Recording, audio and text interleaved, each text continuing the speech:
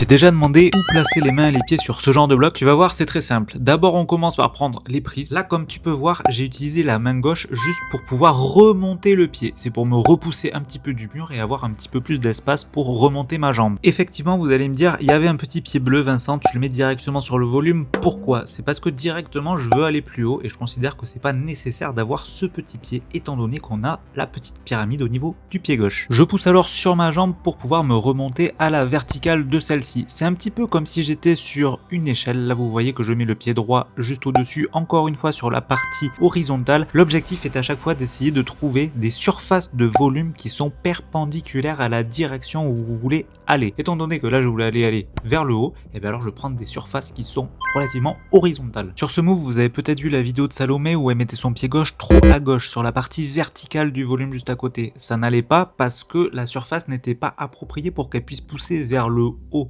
L'objectif là, c'était de le mettre sur la toute petite partie horizontale au-dessus du volume pour s'en servir un peu d'échelle. Comme j'ai une bonne partie de mon poids sur les pieds en adhérence, je peux remonter ma main droite en inversé et ensuite je vais chercher à mettre mon pied droit encore une fois sur la partie perpendiculaire où je veux aller. Le fait que le pied soit légèrement à droite aussi, ça me permet de m'équilibrer et de ne pas tourner sur moi-même et de prendre une porte. Je peux ensuite attraper la prise de fin et pour ramener sur la prise de fin, là si je ramène directement la main droite, vous voyez que je vais totalement tourner à gauche. Comme c'est ma main droite qui me retient et qui m'empêche de tourner, je vais devoir trouver une solution avec mon pied droit pour éviter de tourner. Donc soit je peux changer de pied au niveau de mon pied gauche et mettre le pied droit à la place et m'équilibrer, ou sinon moi j'ai fait le choix de mettre une sorte de pointe pour crocheter la prise de droite et pour pouvoir me retenir et éviter la porte. Je ramène et c'est terminé.